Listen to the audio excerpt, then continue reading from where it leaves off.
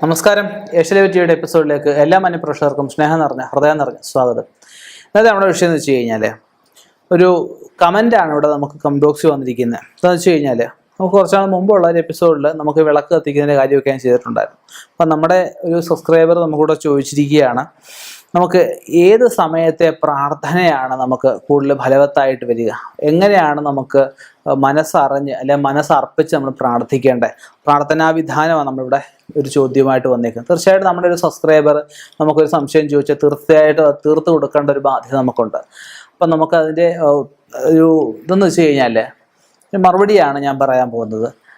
പ്രാർത്ഥിക്കാൻ സമയമില്ല എന്ന് എല്ലാവരും പറയാറുണ്ട്, എന്നാൽ സമയമുണ്ട് പ്രാർത്ഥിക്കാൻ. തീർച്ചയായിട്ടും ഒരു ക്ഷേത്രത്തിലെ ഒരു വിധാനം നിങ്ങൾ ശ്രദ്ധിച്ചിട്ടുണ്ടാവും. ഇപ്പം മഹാക്ഷേത്രങ്ങളിലൊക്കെ ആണെങ്കിൽ, ഉദാഹരണം ഗുരുവായൂർ, ശബരിമല പോലെ ക്ഷേത്രങ്ങളൊക്കെയാണ് 12 മണി 1 മണിയാകുമ്പോൾ അടച്ച് വൈകിട്ട് 4 മണി 5 മണി സമയത്ത് തുറന്ന് രാത്രി അടയ്ക്കുന്ന ഒരു കൃത്യമായിട്ട് സമയമുണ്ട്. എന്ന് പറഞ്ഞ പോലെ നമ്മളൊരു വിധാനം ആരംഭിക്കുക, ഒരു ക്ഷേത്രത്തിലെ ഒരു പടിത്തരവ് പ്രകാരം ഒരു പൂജ ആരംഭിക്കുന്ന പോലെ തന്നെ നമ്മൾ പ്രാർത്ഥന ആരംഭിക്കുകയാണെങ്കിൽ ഒരു സമയനിഷ്ഠ നമ്മൾ ആദ്യം പാലിക്കണം. ഉദയത്തിന് ശേഷമാണ് കൂടുതലും പ്രാർത്ഥനാ വിധാനങ്ങൾ പറഞ്ഞിരിക്കുന്നത്. അതായത് സൂര്യോദയം ഓരോ ദിവസം കലണ്ടർ നോക്കിയാൽ നമുക്കറിയാം. ചില ദിവസം 5:30 ചില ദിവസം 5:45, ചില ദിവസം 6 മണിക്ക്, ചിലപ്പോൾ 6:10 ചില ദിവസം 6:30 ഉദിക്കുന്ന സമയം വരെ ഉണ്ട്. ഉദയം തുടങ്ങി 11 മണി വരെയാണ് രാവിലെ പ്രാർത്ഥിക്കാനുള്ള സമയം. അത് കഴിഞ്ഞാൽ പിന്നെ നമുക്ക് അഗ്നിപ്രജ്വലനം പാടില്ലെന്നാണ് പറയുന്നത്. വൈകുന്നേരമായാലും നമുക്ക് ഒരു 5 മണിക്ക് ശേഷം, അത് അസ്തമയ സൂര്യനെ കണക്കാക്കി ഉദയ ചന്ദ്രനെ കണക്കാക്കി നമ്മൾ വൈകിട്ട് പ്രാർത്ഥന ആരംഭിക്കേണ്ടത്. വീട്ടിൽ വിളക്ക് കത്തിക്കുന്നത് നമുക്ക് 6:15 6:45 ഇടയ്ക്ക് ശ്രീസന്ധ്യ ഈ സമയത്ത് വിളക്ക് തെളിയിച്ച് പ്രാർത്ഥിക്കുന്ന പ്രാർത്ഥനകൾക്ക് 100% ഫലപ്രാപ്തി ഉണ്ടാകുമെന്നാണ് പറയപ്പെടുന്നത്.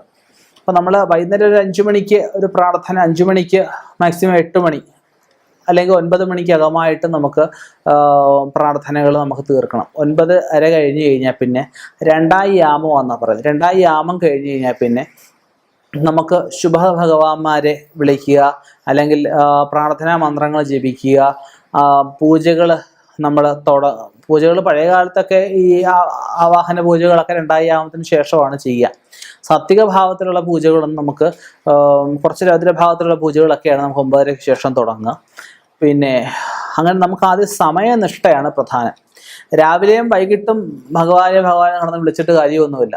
നമ്മൾ വിളിക്കുന്ന സമയം 5 മിനിറ്റേയുള്ള 5 മിനിറ്റ് നമ്മുടെ മനസ്സ് ഏകാഗ്രമാക്കിക്കൊണ്ട്, മനസ്സ് വേറെ ഒരു ചിന്തകളും പാടില്ല, മനസ്സ് അചഞ്ചലമായിട്ട് ചാഞ്ചല്യമില്ലാതെ കണ്ടിട്ട് വേണം ഭഗവാനെ വിളിക്കാനായിട്ട്. ഭഗവാനെ വിളിച്ചുകൊണ്ട് കാര്യസാധ്യം ഉണ്ടാവുമോ, ഭഗവാൻ നമ്മുടെ പ്രാർത്ഥന കേൾക്കുമോ, പ്രയോജനം ഉണ്ടാവത്തില്ലയോ, ഇങ്ങനെയൊക്കെ ചിന്തിച്ചുകൊണ്ട് നമ്മൾ വിളിച്ചു കഴിഞ്ഞാൽ പ്രയോജനം നമുക്കുണ്ടാവത്തില്ല. മനസ്സർപ്പിച്ച് ഭഗവാനെ വിളിക്കുക.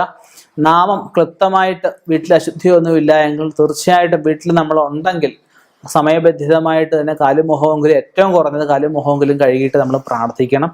പ്രാർത്ഥിക്കുമ്പോൾ ഹരേ രാമ ജപിക്കാം, നമഃശിവായ ജപിക്കാം, നാരായണ ജപിക്കാം, ദേവീ സ്തുതികൾ നമുക്ക് ജപിക്കാം, ലളിതാ സഹസ്രനാമം ജപിക്കാം, കനകധാര സ്തോത്രങ്ങൾ ജപിക്കാം, അഷ്ടകങ്ങൾ, അഷ്ടോത്തര ശതകങ്ങൾ, ഭുജകങ്ങൾ, ഇങ്ങനെയുള്ള മന്ത്രങ്ങളൊക്കെ നമുക്ക് ജപിക്കാം. കർക്കിടക മാസമാണെങ്കിൽ രാമായണം ജപിക്കാം, ചിങ്ങമാസം തുലാമാസം ഒക്കെ ആണെങ്കിൽ ഭാഗവതം നമുക്ക് ജപിക്കാം.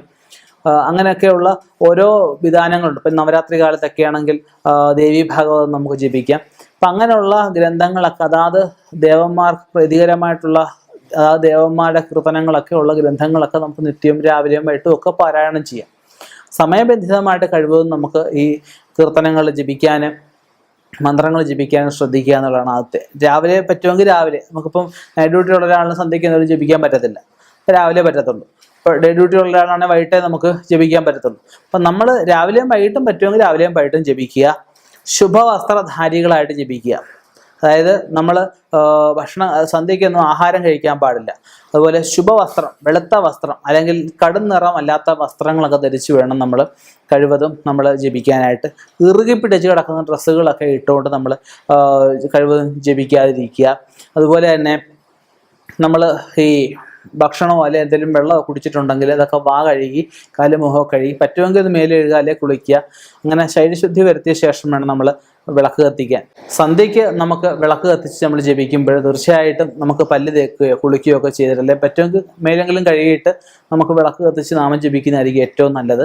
കാലും മുഖം കഴുകിയ ശേഷം നമുക്ക് വിളക്ക് കത്തിക്കുക. വിളക്ക് കത്തിച്ച ശേഷം നമുക്ക് രാവിലെ ഭസ്മം തൊടുകയാണെങ്കിൽ നനച്ച് തൊടുകയും വൈകിട്ട് നമ്മൾ ഭസ്മം തൊടുകയാണ്, പ്രദോഷത്തിനാണെങ്കിൽ നനച്ചു തൊടാം. സാധാരണ ദിവസമാണെങ്കിൽ ഭസ്മങ്ങളാണ് സന്ധ്യയ്ക്ക് നമുക്ക് തൊടാൻ പറയുന്നത്.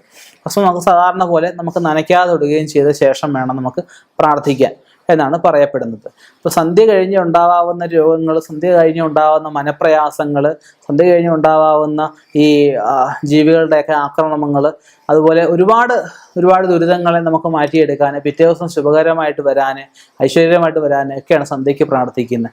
ആ ദിവസത്തെ ശുഭകരമായിട്ട് വരാനായിട്ടാണ് രാവിലെ നമ്മൾ പ്രാർത്ഥിക്കുന്നത്. അപ്പോൾ രാവിലെയും വൈകിട്ടത്തെയും പ്രാർത്ഥന തുല്യ പ്രാധാന്യം അർഹിക്കുന്നത് തന്നെയാണ്. അപ്പം അത് മനസ്സിലാക്കുക. രണ്ടു നേരത്തെയും പ്രാർത്ഥനയ്ക്ക് തുല്യ പ്രാധാന്യം തന്നെയാണ്. അപ്പം നമുക്ക് രാവിലെ പ്രാർത്ഥിക്കാൻ പറ്റുന്നില്ല എങ്കിൽ രാവിലത്തെ കൂടെ മന്ത്രങ്ങൾ വൈകിട്ട് ജപിക്കണം. പഴയ കാലത്ത് എന്ന് പറഞ്ഞാൽ ഇല്ലത്ത് 10 കുളത്തിൽ 10 100, ക്ഷേത്രത്തിൽ 10 1000 എന്നാണ് പറയുന്നത്. ഇല്ല മീൻസ് വീട്ടിൽ 10 വിശ്വാസം അയച്ചാൽ 10ന്റെ ഫലം കിട്ടും. കുളത്തിലാകുമ്പോൾ 10ന് 100ന്റെ ഫലം കിട്ടും. ക്ഷേത്രത്തിലാകുമ്പോൾ 10ന് 1000ന്റെ ഫലം കിട്ടും. കലിയുഗത്തിലേക്ക് വരുമ്പോഴത്തേക്കും നാമജപങ്ങളുടെ ഫലപ്രാപ്തി കുറഞ്ഞു വരിക. ഇല്ലത്ത് 10 1, കുളത്തിൽ 10 2, ക്ഷേത്രത്തിൽ 10 3 എന്ന വിധാനത്തിലേക്കാണ് പോകുന്നത്. അപ്പം എത്രമാത്രം അതിൻ്റെ ഫലം കുറഞ്ഞു എന്ന് ആലോചിച്ച് ഓരോ ദിവസവും പ്രാർത്ഥനകൾ വർദ്ധിപ്പിച്ച് വേണം നമ്മൾ മുന്നോട്ട് പോകാനായിട്ട്. കുറ്റമായിട്ട് പറയല്ല, മിക്ക വീടുകളിൽ സന്ധ്യയാകുമ്പോൾ സീരിയലും മറ്റു കാര്യങ്ങളും ഒക്കെയാണ് കണ്ടുവരുന്നത്. അവനവൻ്റെ ഉയർച്ചയ്ക്ക് വേണ്ടുന്ന കാര്യങ്ങൾ ചെയ്തിട്ട് വേണം, അതായത് അവനവൻ കുട്ടികളുടെയും ഭർത്താവിൻ്റെയും മറ്റുള്ളവരുടെയൊക്കെ ഉയർച്ചയ്ക്ക് വേണ്ടിയിട്ട് സന്ധ്യാനാമജപങ്ങൾ, ഈശ്വര പ്രാർത്ഥനകൾ കഴിഞ്ഞിട്ടേ മറ്റു സീരിയലിനും മറ്റു കാര്യങ്ങൾക്ക് പ്രാധാന്യം നമ്മൾ കൊടുക്കാവൂ എന്നുള്ള കാര്യം മനസ്സിലാക്കുക. അതുപോലെ തന്നെ നമ്മൾ പ്രാർത്ഥിക്കുന്ന കാര്യങ്ങൾ എല്ലാവർക്കും മനസ്സിലായി എന്ന് കരുതുന്നു.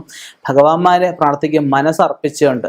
അതായത് ഇപ്പം ചോറായോ, അല്ലെങ്കിൽ രാത്രിയിൽ എന്തോ ഉണ്ടാക്കുന്നത്, അല്ലെ അപ്പുറത്തെ വീട്ടിൽ ഇന്നതാണോ, അല്ലെങ്കിൽ ഭർത്താവ് ഇപ്പോൾ എവിടെ പോയി കാണും, എനിക്ക് വല്ലതും വാങ്ങിച്ചു വരുമോ, ഇങ്ങനെ പല